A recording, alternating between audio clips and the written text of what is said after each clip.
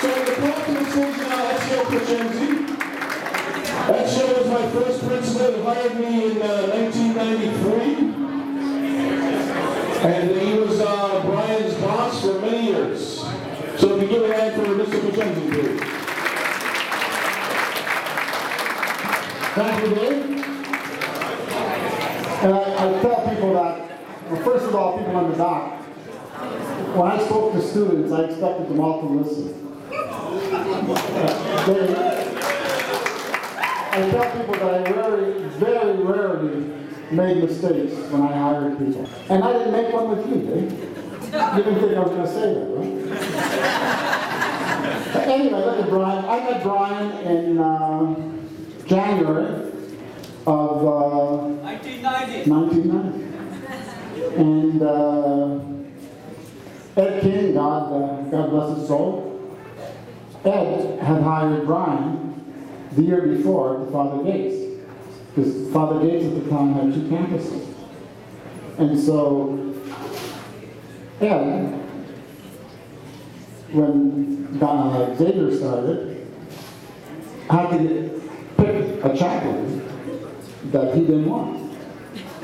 Can't have 2, you can only have 1. And so, Ed sent me Brian.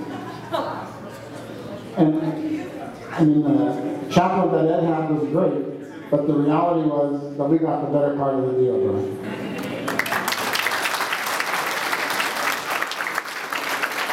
Now, in my role at school,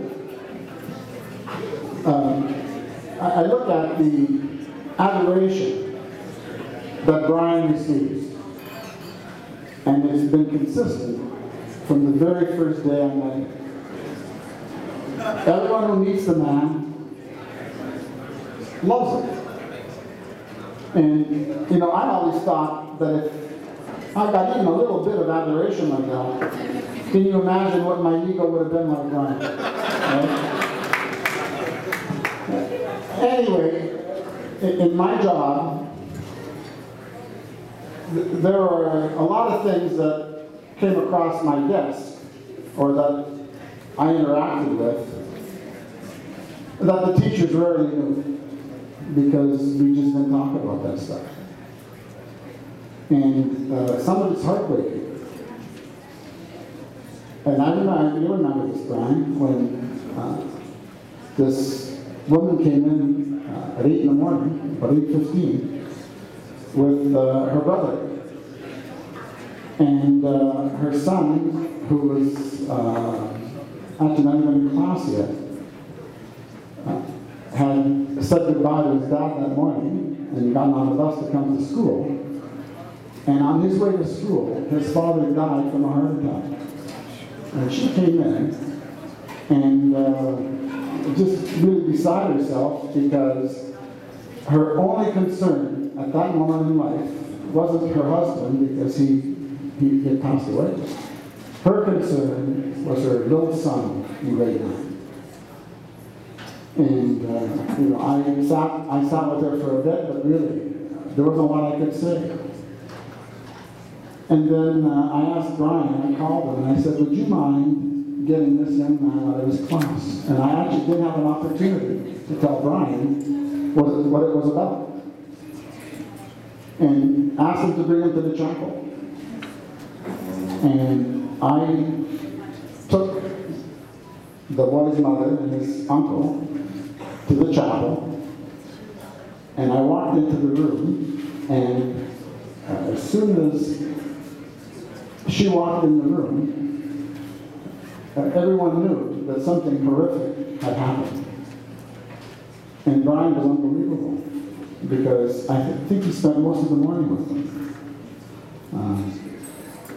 He picked up the pieces that I don't think anyone else would have had the ability to do. You know, a little part of you dies when that happens. But when you get to interact and get to know someone like Brian, that little part of you comes back. And in my time, I was at Xavier for 10 years. I guess 9.5. And then Alex took over from me. But in that time, I had a lot of incidences like that would happen. And Brian was absolutely unbelievable. You know, I noticed one of the names on the Tree of Life, Michael Timpano.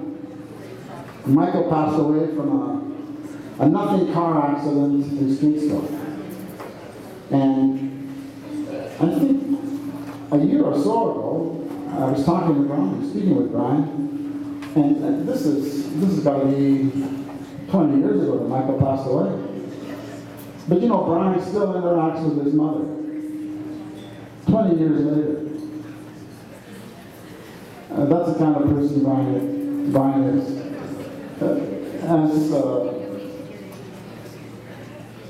You know, we grow up in the faith.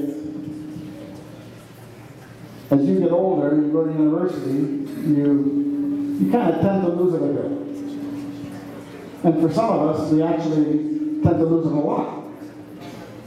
And I'm the religious part that Dave was referring to. I'm the religion part here. And the reality is that it's sometimes very tough to get back. But it's interacting with people like Brian who actually walk the talk that brings it back. In my life, Brian, I've only ever said that I love you to 3 men. My father, my son, now my grandson, I guess it's 4, and Brian Finamore. Brian, I love you, Brian.